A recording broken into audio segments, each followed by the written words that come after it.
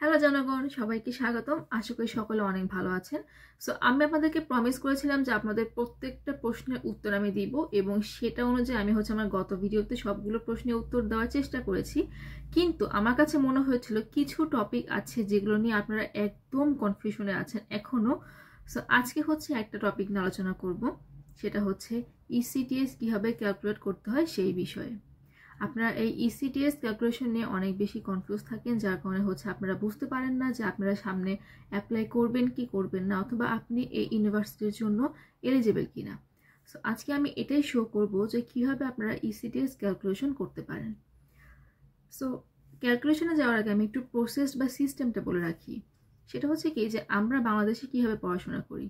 আপনারা যদি আপনাদের ট্রান্সক্রিপ্টে খেয়াল করেন তাহলে দেখবেন যে আমরা কিন্তু একটা টোটাল ক্রেডিট কমপ্লিট করি। এবং আমাদের প্রত্যেকটা কোর্সের পাশে একটা করে ক্রেডিট দেওয়া থাকে।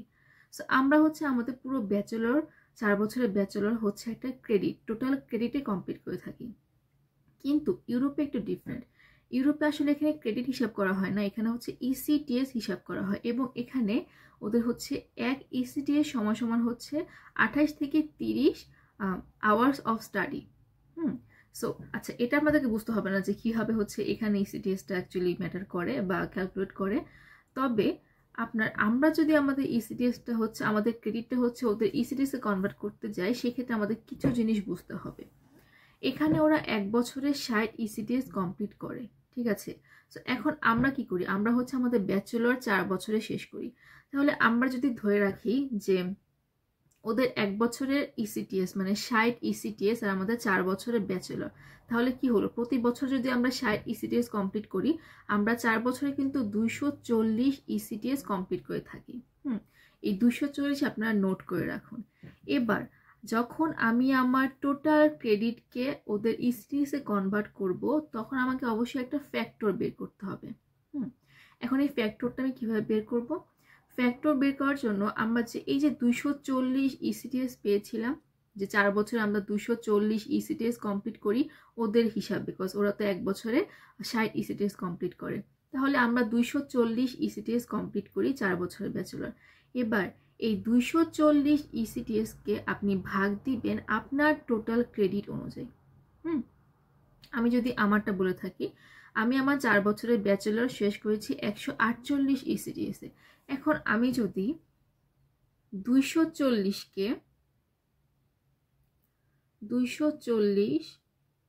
ভাগ 148 দিই,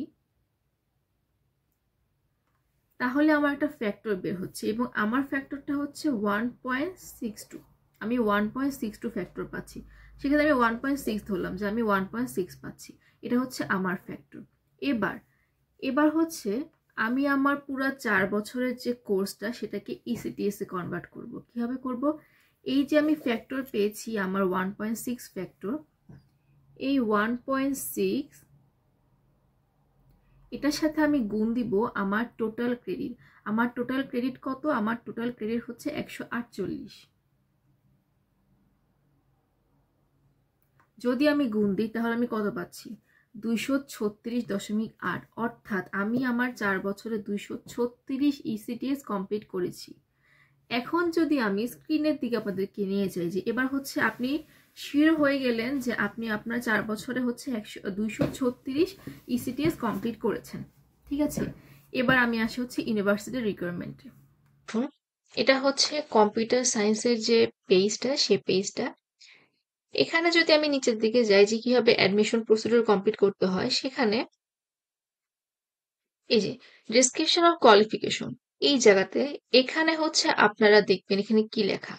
এখানে যে লেখাটা, এটা দিয়ে বুঝাচ্ছে আসলে যে আপনি যদি ইউনিভার্সিটি অফ ভিয়েনার একজন স্টুডেন্ট হয়ে থাকেন, তাহলে আপনি এই কম্পিউটার সায়েন্সে মাস্টার্স করতে হলে আপনাকে কম্পিউটার সায়েন্স অথবা বিজনেস ইনফরমেটিক্স যে কোনো একটা সাবজেক্টে আগে ব্যাচেলর করে থাকতে হবে।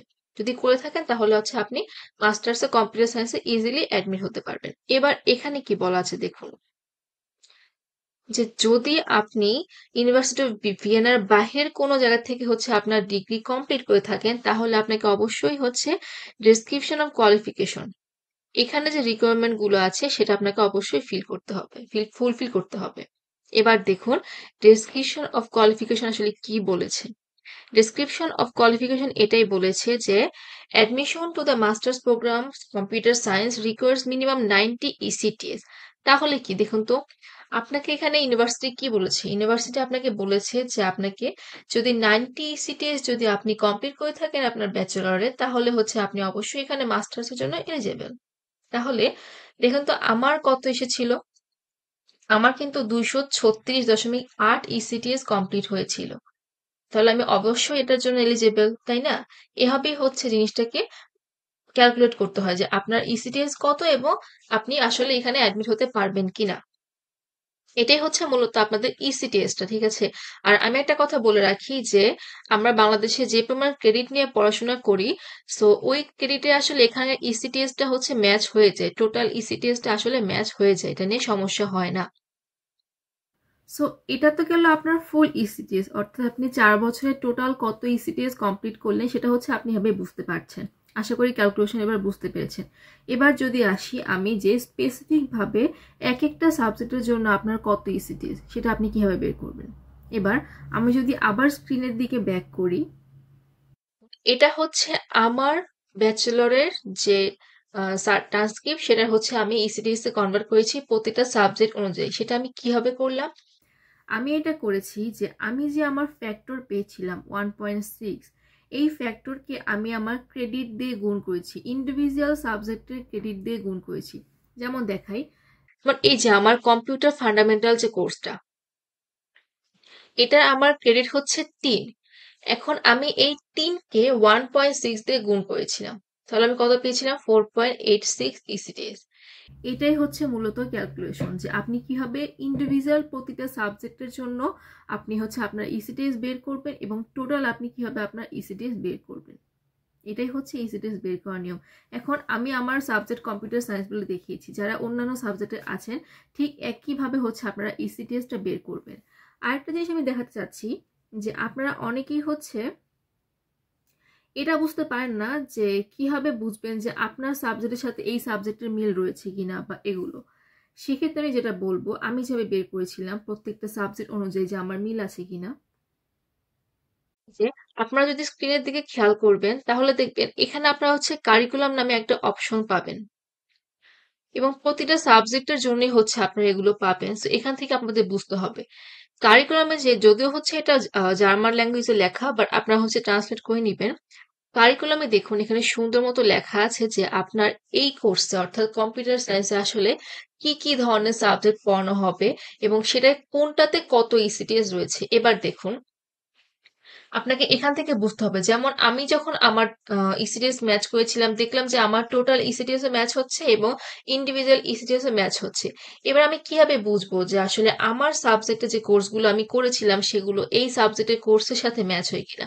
এখন দেখুন এই যে প্যারালাল বা প্রোগ্রামিং যেটাই ছিল সেটা আমার ব্যাচেলরে ছিল, সফটওয়্যারের কোর্স আমার ব্যাচেলরে ছিল। তখন আমি দেখলাম কি যে আমার ট্রান্সক্রিপ্টে সফটওয়্যার রিলেটেড কি কি কোর্স আমি করেছিলাম, হুম, কোন কোন কোর্সগুলো আমি করেছিলাম, সেগুলো হচ্ছে আমি তখন দেখলাম যে সেগুলোতে আমার টোটাল 12 ইসিডিএস কমপ্লিট হচ্ছে কিনা।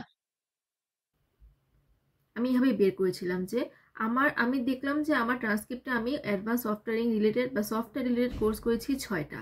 সেই 6টা কোর্সের ক্রেডিট মিলে আমার আসলে 12 ইসিটিএস হচ্ছে কিনা এভাবেই কমপ্লিট করেছিলাম। এইভাবে আমি চেক করেছিলাম যে হ্যাঁ আমার ইসিটিএস ম্যাচ হচ্ছে কি হচ্ছে না। এবং আপনারা যারা কনফিউজ যে আসলে আপনাদের টোটাল ইসিটিউসে ম্যাচ হচ্ছে, ইন্ডিভিজুয়াল ইসিটিউস আপনারা বের করতে পারছেন কিন্তু আপনারা আসলে শিওর না, যে বেশিরভাগ সময় আমাকে এই প্রশ্নটাই করেন যে আমি ব্যাচেলর অফ আর্টস থেকে পড়েছি বা এই সাবজেক্ট থেকে পড়েছি, এখন এই সাবজেক্ট রিলেটেড কোনো কিছু আমি পাচ্ছি না। সেক্ষেত্রে আপনারা এভাবেই হচ্ছে ম্যাচ করে দেখবেন। যদি আপনার কাছে মনে হয় যে একটা সাবজেক্ট আপনার সাবজেক্টের কাছাকাছি, আপনি সেই সাবজেক্টে ঢুকে কারিকুলাম ব্যাপারটা চেক করবেন। কারিকুলামের মধ্যে দেখবেন যে সেখানে আসলে কি কি পড়ানো হবে এবং যেই সাবজেক্ট বা যেই কোর্সগুলো পড়ানো হবে সেগুলো আপনি ব্যাচেলরে পড়েছেন কিনা, বা যদি পড়ে থাকেন তাহলে হচ্ছে এই কোর্সগুলোর ইসিটিস আপনি কমপ্লিট করেছেন কিনা। এভাবেই কিন্তু আপনি ম্যাচ করে দেখতে পারবেন যে আপনার আসলে আপনি এই কোর্সের জন্য এলিজিবল কিনা। এটাই হচ্ছে মূলত বের করার নিয়ম। তো আশা করি আপনারা আজকে ক্লিয়ার হয়েছেন যে ইসিটিস আপনারা কিভাবে বের করবেন। আমার মনে হয় না ইসিটিস নিয়ে আপনাদের আর প্রশ্ন থাকার কথা, কারণ হচ্ছে আমি এভাবে আসলে ইসিটিস বের করেছিলাম, আমি যেভাবে বের করেছি আমি আপনাদেরকে সেভাবেই বলেছি, সেভাবেই গাইড করেছি। সো ভালো থাকবেন সকলে, এবং পরবর্তীতে অন্যান্য যে টপিকগুলো সেগুলো নিয়ে আমি আবার একটা ভিডিও করব। বাই।